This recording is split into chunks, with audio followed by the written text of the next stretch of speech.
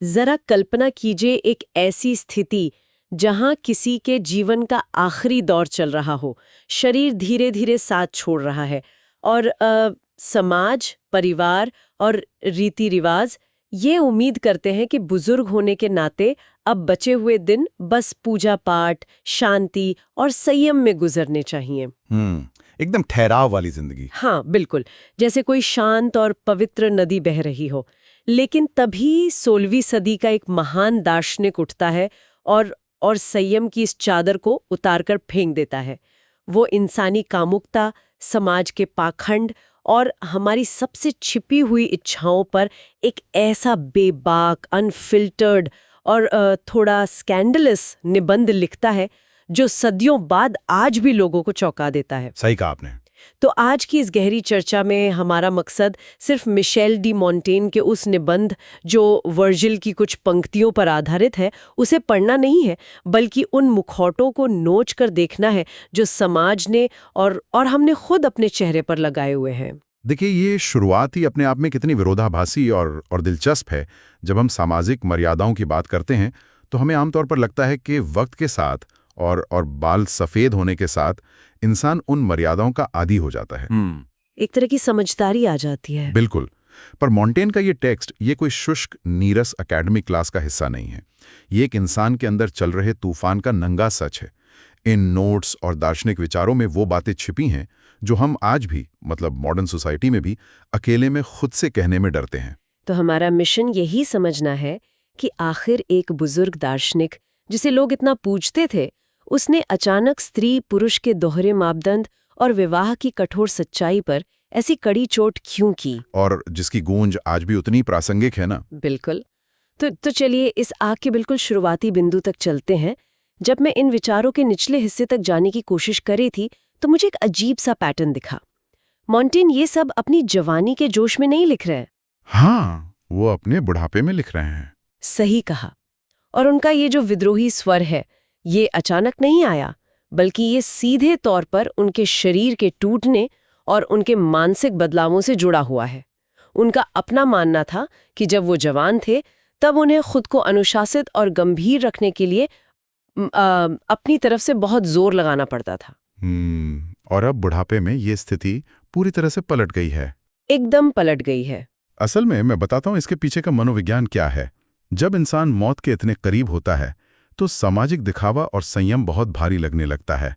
Mountain यहाँ उस psychology को खोलते हैं कि जब उम्र बढ़ती है तो शरीर आपको लगातार अपनी कमजोरियों की याद दिलाता है। हाँ, वो अपनी किताब में बताते भी हैं कि उनका अपना शरीर अब उन्हें हर पल बीमारी, पश्चाताप और उदासी की तरफ खींचता है। बिल्कुल।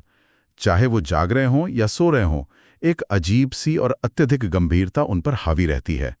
अब जरा सोचिए, अगर कोई लगातार मौत और मृत्यु के डर के बारे में ही सोचता रहेगा तो वो तो अंदर ही अंदर घुट जाएगा ना। हाँ, और इसी घुटन से बचने के लिए वो एक नया और बिल्कुल अलग रास्ता निकालते हैं। वो जानबूझकर अपना ध्यान जवानी की उन चंचल, आनंदमयी और यहाँ तक कि थोड़ी बेशर्म यादों की तरफ मोड़ते हैं। उनका एक बहुत ही बेहतरीन कोट है कि बुद्धिमानी की भी एक अति होती है और इसको भी संयम की जरूरत होती है। यानी समझदारी अगर एक हद से बढ़ जाए तो वो जहर बन जाती है, एक बोझ बन जाती है। बिल्कुल। वो जानबूझकर अपने पुराने दिनों की यादों के सहारे अपने इस मुरझाए हुए शरीर में एक झूठी ही सही पर एक मुस्कुराहट, एक आग पैदा करने की कोशिश कर रहे हैं। वो इस बात से इनकार नहीं करते कि उनका शरीर अब उन्हें जबरदस्ती उदासी की तरफ खींच रहा है, इसलिए उन्हें अपनी तरफ से जानबूझकर बचकानी और युवावस्था की हरकतों में ध्यान लगाना पड़ता है। रुकिए, तो अगर मैं इसको थोड़ा ध्यान से सोचूं तो ये तो एक तरह से रिवर्स कमिंग ऑफ एज कहानी जैसा लग रहा है। Reverse coming of age? हाँ, मतलब जैसे हम किताबों या फिल्मों में देखते हैं कि एक लापरवाह चंचल जवान लड़का धीरे धीरे दुनिया देखता है, बड़ा होता है, वो जिम्मेदारियां समझता है और गंभीर हो जाता है। सही बात है। पर यहाँ किस्सा पूरा उल्टा चल रहा है। एक समझदार ज्ञानवान बुजुर्ग जानबूझकर बचकानी हरकतें करने की कोशिश कर रहा है ताकि वो अपनी उम्र के उस अत्यधिक भारीपन को संतुलित कर सके। अरे, ये बहुत ही सटीक तुलना है।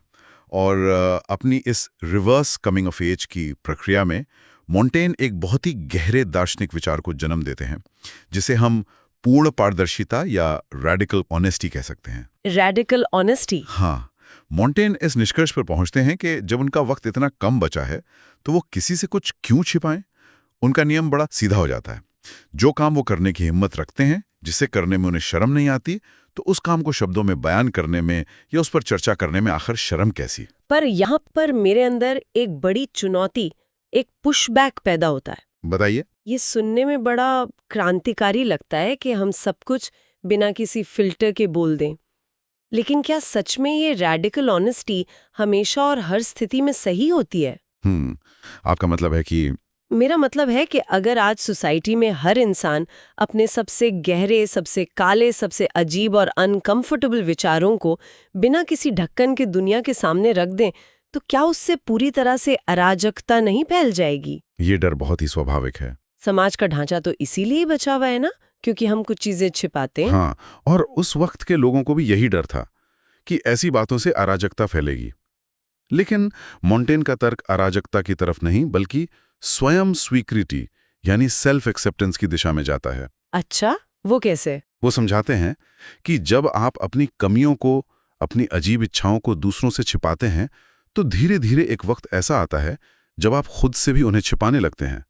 इंसान एक ऐसी सेल्फ डिनायल की स्टेट में चला जाता है जहां उसे पता ही नहीं होता कि उसकी असली आत्मा क्या है। ओह, ये तो बहुत गहरी बात है।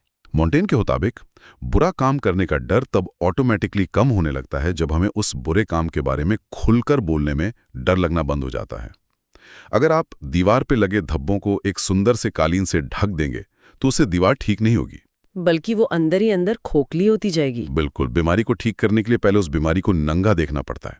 तो अगर इन दीवार के धब्बों को नंगा देखना ही है, तो मॉन्टेन की यही रेडिकल ऑनेस्टी उन्हें सीधे वहां ले आती है जिसे इंसानी रिश्तों का सबसे पवित्र और उलझा हुआ हिस्सा माना जाता है, विवाह और प्रेम। ये एक बहुत बड़ा विषय है उनके निबंध में। हमारे समाज ने हमेशा एक बहुत कोशिश की है कि इन दोनों कॉन्सेप्ट्स को एक सी सांचे में फिट कर दिया जाए। आप जिससे प्यार करते हैं उसी से शादी करते हैं, या जिससे शादी करते हैं उसी से जिंदगी भर के पैशन की उम्मीद रखते हैं। पर मुंटियन यहाँ पर एकदम सीधा प्रहार करते हैं। हाँ, वो इन दोनों को एक दूसरे के बिल्कुल विपरीत रख देते हैं। ये जुनूनी खेल नहीं है। विवाह एक सामाजिक और पारिवारिक संस्था है। इंसान सिर्फ अपने अकेलेपन को दूर करने के लिए शादी नहीं करता, वो अपनी आने वाली पीढ़ियों, अपने खानदान और सामाजिक स्थिरता के लिए इस बंधन में बंधता है। यानी विवाह की जो बुनियाद है वो सम्मान, विश्वास और एक लंबे समय तक चलने वाले ठहराव वाले कर्तव्य पर टिकी होनी चाहिए। एकदम सही। और उनके अनुसार इन सब चीजों के बीच उस जंगली, बेकाबू और पागलपन वाले जुनून यानी पैशनेट लव के लिए कोई जगह नहीं होती। यहाँ तक कि उन्होंने अपने सोर्स मटेरियल में कुछ ऐसी बात भी लिखी जो उस वक्त तो छोड़िए, अगर आज भी पब्लिक में बोल दी जाए तो लोगों को असहज कर देगी। हाँ, वो अनाचार वाली बात। हाँ, वो साफ कहते हैं कि अगर विवाह जैसी पवित्र और स्थिर संस्था में कोई उस बेलगाम कामुकता और जंगली पैशन को लाने की कोशिश करता है तो वो एक तरह का कपट है या अनाचार है। उन्होंने इस चीज के लिए इंग्लिश ट्रांसलेशन में इंसेस्ट जैसे अत्यंत चुभने वाले शब्द का आधार लिया है। अब सोचिए, अपनी ही शादी में बेलगाम पैशन लाने को वो इतना बड़ा पाप क्यों मान रहे हैं? और फिर वो विवाह को एक पिंजरे की तरह भी देखते हैं। हाँ, जहां बाहर उड़ने वाला पक्षी किसी तरह अंदर घुसने के लिए पागल है और अंदर जो पक्षी फंसा है वो किसी भी तरह निराश होकर बाहर आने को तड़प रहा है। देखिए, वो अनाचार या इंसेस्ट जैसे भारी और शॉक करने वाले शब्द का इस्तेमाल इसलिए करते हैं क्योंकि वो समझाना चाहते थे कि आप दो अलग अलग दुनिया के नियमों को मिलाकर उन्हें खराद कर रहे हैं। अच्छा। विवाह का मकसद ठहराव और विश्वास है, जुनून का मकसद उथल-पुथल और बेचैनी है। आप ठहराव में लगातार उथल-पुथल मिलाएंगे तो रिश्ता बर्बाद ही होगा। वो साफ कहते हैं कि अच्छे विवाह इतने दुर्लभ और कम इसलिए होते हैं क्योंकि लोग उन्हें जुनूनी प्रेम के नियमों से चलाने की गलती करते हैं।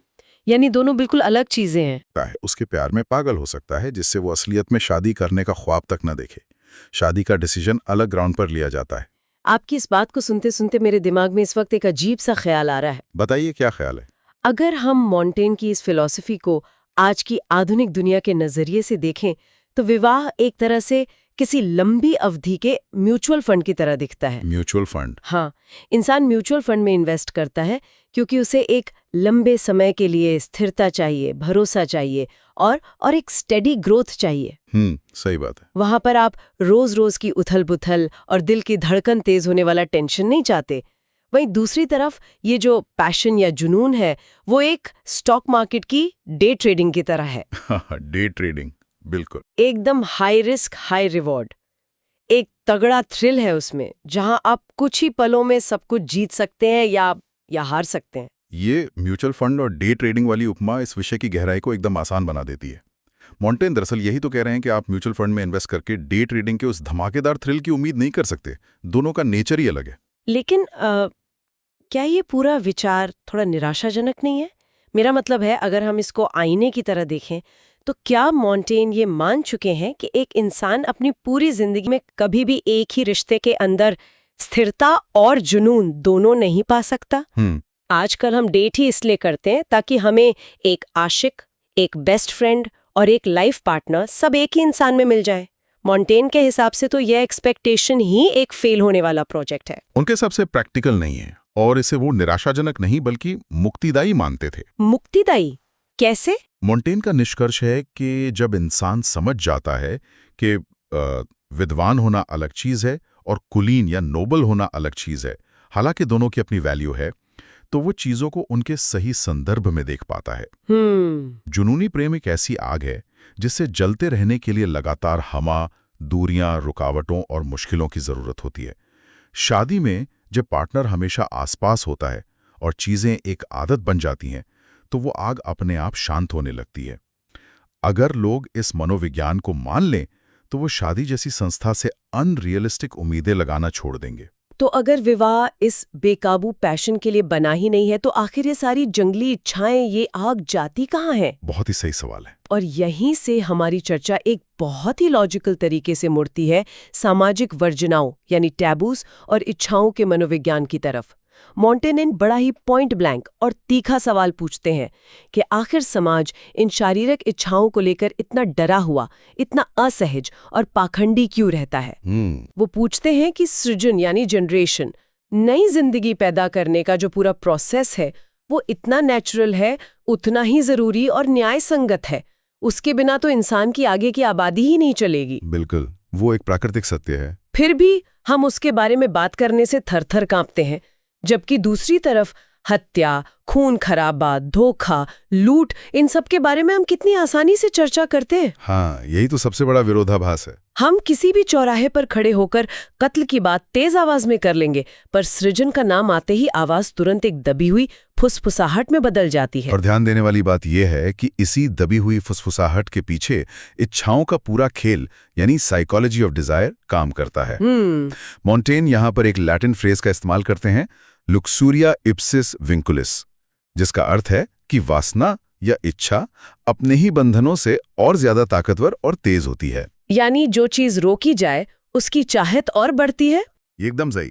उनका तर्क बड़ा साफ है कि समाज जिसे टैबू समझकर दबाने की कोशिश करता है, असल में वही टैबू उस इच्छा को जिंदा रखता है। किसी भी चीज की अत्यधिक आसानी और उपलब्धता, यानी अगर सब कुछ बिना रोक टोक के रूटीन की तरह मिलने लगे, तो इंसान के अंदर उस चीज को पाने की इच्छा पूरी तरह से मर जाती है। यहाँ इस बात को ठीक से समझाने के लिए अरागोन की रानी, क्वीन ऑफ अरागोन का एक बहुत ही शानदार और ऐतिहासिक रूप से दिलचस्प किस्सा सामने आता है। हाँ, वो किस्सा बहुत ही सटीक बैठता है यहाँ। मॉन्टेन अपने नोट्स में इस बात का हवाला देते हैं कि एक बार अरागोन की रानी के सामने पति पत्नी के बीच एक कानूनी विवाद आया। उन्हें लगा कि विवाह में बहुत ज्यादा शारीरिक अत्याचार हो रहा है, तो उन्होंने प्रॉपर कानूनी तौर पर एक नियम तय कर दिया कि पतियों के लिए दिन में 6 बार की सीमा होगी। दिन में 6 बार? हाँ, इसका इरादा तो शादी में एक अनुशासन लाने का था, पर इसके पीछे का व्यंग जो मॉन्टेन देखते हैं वो ये है कि जैसे ही आप किसी ऐसी पैशनेट चीज को नियम बना देते हैं, एक फर्ज या कोटा बना देते हैं, तो उस काम का पूरा मजा और आकर्षण वैसे ही खत्म हो जाता है। वो एक एक सरकारी ड्यूटी जैसा बन जाता है। सही पकड़ा आपने। जैसे ही कोई जुनूनी चीज एक शेड्यूल में बंध जाती है, एक आदत या ड्यूटी बन जाती है, उसमें से वो उत्तेजना गायब हो जाती है। ये बिल्कुल वैसा ही है जैसे आप रोज सुबह उठकर दांत साफ करते हैं, उसमें कोई थ्रिल नहीं होता क्योंकि वो आपका रूटीन है। मॉन्टेन यही दर्शाते हैं कि हमारी इच्छाएं तभी तक प्रबल और वाइल्ड हैं जब तक उन्हें रोका जाता है। पर रुकिए, यहाँ मैं आपके सामने एक नया पर्सपेक्टिव रखना चाहूंगी और थोड़ा असहमत होना चाहूंगी। बताइए। अगर रुकावटें और टैबूज ही इच्छाओं का ईंधन है, तो क्या हम ये नहीं कह सकते कि समाज ने ये जो टैबूज बनाए हैं, इनकी वजह से ही असल में इच्छाएं इतनी मजेदार और शक्तिशाली बची हुई हैं? ये एक दिलचस्प नजरिया है। इसको अगर एक प्रेशर कुकर के नजरिए से देखें, सोचिए अगर सामाजिक मर्यादाओं का वो ढक्कन यानी टैबू उस कुकर पर लगाया ही न जाए, तो अंदर वो भाप, वो दबाव इकट्ठा ही नहीं होगा। बिल्कुल। और अगर प्रेशर नहीं बनेगा, तो वो सीटी बजने का वो जो एक थ्रिल और एक्साइटमेंट है जिसके बारे में मॉन्टेन बार बार इशारा कर रहे हैं, वो कभी पैदा ही नहीं होगा। तो क्या अनजाने में ही सही समाज ने इन इच्छाओं पर बैन लगाकर उन्हें और ज्यादा थ्रिलिंग नहीं बना दिया है? ये प्रेशर कुकर वाली तुलना सच में बेहतरीन है और बात की गहराई को एकदम सामने ले आती है। और यहाँ पे मॉन्टेन भी शायद इस लॉजिक से पूरी तरह सहमत होते, क्योंकि वो खुद मानते हैं कि मनाही और दूरी ही उस भाप को पैदा करती है। हाँ, वो कहते भी हैं कि हमारी भूख तब और बढ़ती है जब खाना हमारी पहुंच से दूर किया जाता है। बिल्कुल। इसलिए मॉन्टेन की असली समस्या उन कैबूज या उस प्रेशर कुकर के ढक्कन से उतनी नहीं है जितनी समस्या उन्हें इस बात से है कि ये ढक्कन सबके लिए एक बराबर नहीं लगाया गया है। बात महिलाओं और पुरुषों के भेदभाव की आती है। और देखा जाए तो ये इस गहरी चर्चा का सबसे चौंकाने वाला और जरूरी हिस्सा है। मॉन्टेन इच्छाओं की ताकत को एस्टैब्लिश करने के बाद सीधा इस पाखंड की तरफ मुड़ते हैं कि समाज इस पूरे खेल में औरतों और आदमियों के साथ कैसा अलग अलग व्यवहार करता है। वो एक 16वीं सदी के दार्शनिक हैं, फिर भी वो साफ शब्दों में लिखते हैं कि महिलाएं शारीरिक इच्छाओं और कामुकता के मामले में पुरुषों से किसी भी एंगल से कम नहीं है। हाँ, वो इस बात पर बहुत जोर देते हैं। बल्कि वो कहते हैं कि बायोलॉजिकली और साइकोलॉजिकली महिलाएं इस मामले में पुरुषों से कहीं अधिक सक्षम हैं। और अपनी इस ऑब्जर्वेशन को साबित करने के लिए वो प्राचीन रोम के एक सम्राट और सम्राज्ञी यानी एम्परर और एम्प्रेस के बीच हुई एक थोड़ी अजीब और वाइल्ड प्रतियोगिता का हवाला देते हैं। कैसी प्रतियोगिता? उस प्रसंग के अनुसार सम्राट अपनी पूरी ताकत लगाकर भी 10 बंदी महिलाओं तक ही सीमित रह गया, जबकि सम्राज्ञी ने लगातार 25 अलग अलग लोगों का सामना किया। बाप रे, 25! हाँ, और फिर भी उनकी इच्छा पूरी तरह से शांत नहीं हुई थी। अब यहाँ मॉन्टेन ये स्कोर कार्ड इसलिए नहीं बता रहे कि उन्हें कोई हिस्टोरिकल गॉसिप सुनानी है। हाँ, उनका मकसद कुछ और है। बिल्कुल, वो इस प्रसंग को एक दार्शनिक पॉइंट के रूप में इस्तेमाल करते हैं। वो दर्शा रहे हैं कि समाज को इस बात का बहुत गहरा डर रहा है कि महिलाओं की इच्छाएं प्राकृतिक रूप से असीमित और विशाल हो सकती हैं, जो पुरुषों के कंट्रोल से बाहर हैं। और यही वो डर है जो उस भारी पाखंड को जन्म देता है। क्योंकि समाज उस फीमेल डिजायर से डरता है, इसलिए उसने महिलाओं के लिए अत्यंत कठोर और सख्त नियम बना दिए। उनके ऊपर पवित्रता यानी चैस्टिटी और संयम की एक ऐसी भारी दीवार खड़ी कर दी गई है जो उन्हें बचपन से सिखाई जाती है। सही कहा। जबकि दूसरी तरफ पुरुषों को देखिए, पुरुष इस पूरे नियम से पूरी तरह स्वतंत्र रूप से घूम रहे हैं। उनके लिए अपनी इच्छाएं पूरी करना जैसे उनका कोई जन्मसिद्ध अधिकार हो। हाँ, एक तरफा नियम है पूरा। सुनते सुनते मुझे ऐसा लग रहा है जैसे सोचिए एक बेकरी है। बेकरी। हाँ, आपने एक व्यक्ति को दिन भर उस बेकरी के अंदर बिठा दिया। उसके चारों तरफ उसकी सबसे पसंदीदा पेस्ट्रीज, केक और मिठाइयां रखी हुई हैं, लेकिन आपने एक सख्त नियम बना दिया कि अगर उसने एक पेस्ट्री की तरफ आंख उठा के देखा भी तो उसे सबसे कड़ी सजा मिलेगी। बाप रे, ये तो टॉर्चर है। और वहीं दूसरी तरफ उस बेकरी का जो मालिक है, वो दिन भर सबके सामने घूम घूम कर अपनी मर्जी से मिठाइयां खा रहा है। ये कोई फिलॉसफी थोड़ी ना हुई, ये तो सीधा सीधा अन्याय है। ये बेकरी वाला उदाहरण इस स्थिति के पूरे अन्याय को बिल्कुल ठीक से पकड़ लेता है। मॉन्टेन का सबसे बड़ा क्रोध इसी बात पर निकलता है कि हमने यानी पुरुषों ने खुद ऐसी मर्यादाओं का पालन करने में हमेशा नाकामी दिखाई है, लेकिन हमने महिलाओं को दुनिया का सबसे मुश्किल काम सौंप दिया है। हाँ, अपनी सबसे मजबूत और प्रबल प्राकृतिक इच्छाओं को हर हाल में दबाना। और इससे भी बुरी बात यह है कि इसके बावजूद पुरुष ईर्ष्या यानी जेलसी का शिकार हो जाते हैं। मॉन्टेन इस ईर्ष्या को इंसान की सबसे खतरनाक, थोथी और व्यर्थ बीमारी बताते हैं। आखिर में वो इस निष्कर्ष पर आते हैं कि चाहे पुरुष हो या स्त्री, दोनों एक ही सांचे यानी सेम मोल्ड में ढले गए हैं। उनके बीच जो भी फर्क हम आज देखते हैं वो प्रकृति का बनाया हुआ नहीं, बल्कि रीति रिवाजों, शिक्षा और इस दोहरे सामाजिक दबाव का नतीजा है। मुझे इस बात पर थोड़ा रुककर वाकई हैरानी होती है। हम 1500 की सदी की बात कर रहे हैं। हाँ, 16वीं सदी की शुरुआत। एक ऐसी सदी जहां औरतों की आवाज को पब्लिक स्पेस में या चर्च के सामने जगह ही नहीं मिलती थी। उस दौर में एक पुरुष दार्शनिक का आगे आना और महिलाओं की सेक्सुअलिटी, उनके अधिकार और उनके साथ हो रहे सामाजिक पाखंड को इतनी ईमानदारी और इतने लॉजिकली डिफेंड करना, ये अपने वक्त से कितना आगे की और कितनी क्रांतिकारी बात है। बिल्कुल। उनके इस कदम ने उन्हें कितने बड़े जोखिम में डाल दिया होगा। जोखिम तो बिल्कुल था, पर यही मॉन्टेन की बोल्डनेस और उनकी दार्शनिक शैली थी। उन्हें सामाजिक मान्यताओं के खोखलेपन को उजागर करने में एक मकसद दिखता था।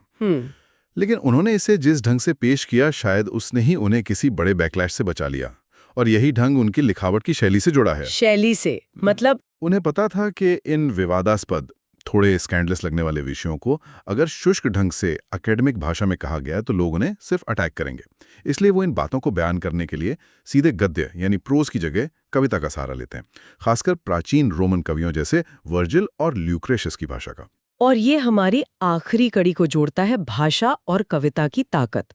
मॉन्टेन इन सब अनकंफर्टेबल और नंगी सच्चाइयों को बताने के लिए आम स्कूल वाली भाषा का इस्तेमाल क्यों नहीं करते? क्योंकि वो भाषा सच्चाई को छिपाती है। हाँ, वो बताते हैं कि उन्हें वो अजीबोगरीब और बनावटी भाषा पसंद नहीं जो लोग सिर्फ शिष्टाचार दिखाने के लिए इस्तेमाल करते हैं।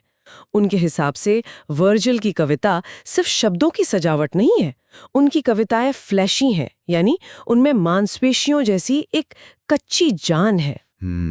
वो एक बड़ी खूबसूरत लाइन लिखते हैं, it is a man's own breast that makes him eloquent.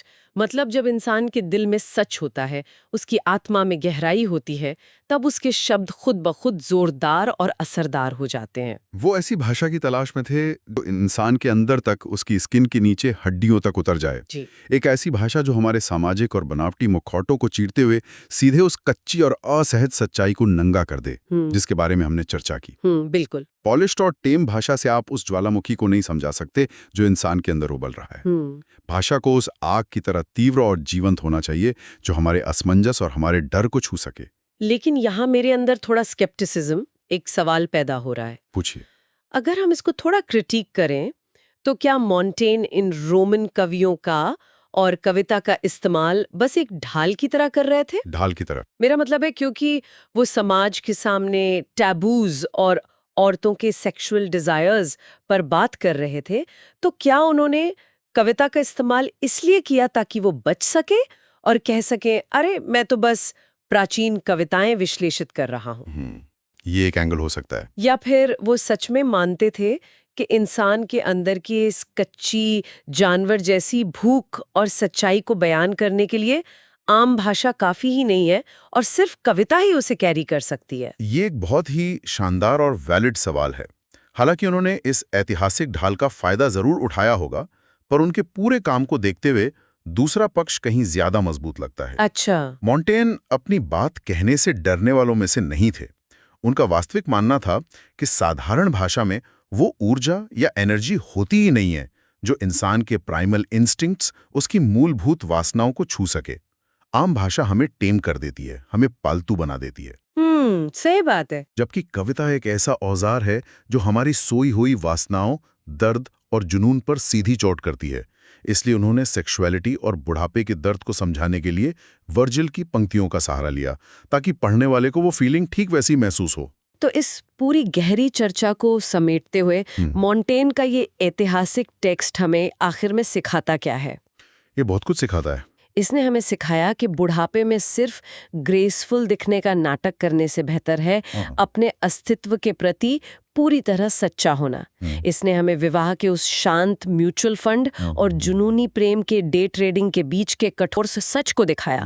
हमने देखा कि किस तरह हमारी बनाई टैबूज की दीवारें ही असल में हमारी इच्छाओं को भड़काती हैं। और सबसे महत्वपूर्ण बात कि कैसे समाज अपने दोहरे मापदंड और उस बेकरी वाले अन्याय के जरिए महिलाओं की डिजायर्स को दबाता है, जबकि असल में स्त्री और पुरुष दोनों एक ही सांचे में ढले गए हैं। मॉन्टेन ने सदियों पहले उन सभी सामाजिक मुखौटों को नोच कर फेंक दिया जो शायद हम आज इतने आधुनिक होने के बावजूद अपने चेहरों पर पहने हुए हैं। उन्होंने ये सब इतनी बेबाकी से इसलिए किया क्योंकि उनका मानना था कि अपने विरोधाभासों, अपनी कमियों को छुपाना ही हमारी सबसे बड़ी बीमारी है। उनकी रेडिकल ऑनेस्टी ध्यान खींचने या अराजकता फैलाने के लिए नहीं थी, बल्कि इंसान को उसके अस्तित्व की आखिरी सच्चाई से रूबरू कराने के लिए थी। और खुद से झूठ बोलने वाली इस बेईमानी ने मुझे एक ऐसे आखिरी और थोड़े अनकंफर्टेबल विचार पर लाकर खड़ा कर दिया है। एक ऐसी सोच जो मैं आज हमारे सभी सुनने वालों के दिमाग में छोड़ना चाहती हूँ। वो क्या है? जिसे लोग शांति से अकेले में जरूर सोचें।